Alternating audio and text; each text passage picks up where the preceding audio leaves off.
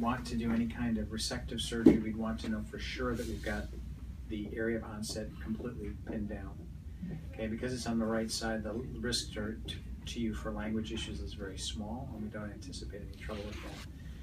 So you come to the hospital, and we go pretty much into the operating room. We open up on the right-hand side, make an incision kind of like that, open, pop the bone out, open the covering of the brain, and put the electrodes in. Because I'm putting electrodes in, and I need to keep the spinal fluid from leaking out, I'm going to put something a lot like a dart into the dura to sort of let it expand and keep the spinal fluid in.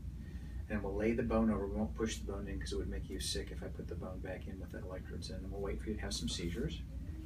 And then once we have that all pinned down, we'll have another conversation. But basically, we'll probably come back and do something to your right temporal lobe to get the seizures out, seizures stopped. Okay. If you read the literature, the evidence is where you're right now. An additional medication has a less than 1% chance of helping you with your seizures. The best published adult series on temporal lobe surgery is that at 1 year you have a 75% chance of having good seizure control, and at 2 years you have a 50% chance of good seizure control, and after 2 years that 50% stays pretty flat. So some people do very, very well. Some people have a fantastic first experience, and then the seizures come back, and then some people it's less satisfying. Our experience here, because we do things a little bit differently, is that we're actually doing better than that, but that's the best published data. 3 risks of surgery: bleeding, infection, allergic reaction to one of the anesthetics that are used. The chances of trouble are small. They're less than 1%, but they're not 0, and you're signing up for 100% of it, okay?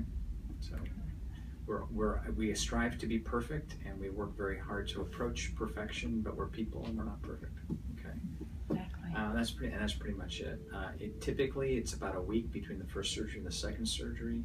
For temporal lobe surgery, typically after the second surgery, you pop up and you're fine. A couple days later, you're out the door. Okay. So the VNS is being left alone? Actually, so they were actually asking about taking it out during the first procedure, so they could get an intraocular MRI on the second one. Yeah, so the imaging, there's imaging limitations that are imposed by the VNS. So different people choose to use the VNS differently. Our approach is that of all the things we do surgically, the least effective thing is the VNS. Okay, so we reserve the VNS for people that we don't really have another option for. And some people say, well, it's the safest surgery, so why don't you try it first and see what happens? And we collectively disagree with that as an approach. Yeah. Because the problem with it, beyond the fact that it's the least effective, is that it kind of mucks up our ability to do what we really want to do on the second, when we actually get after it.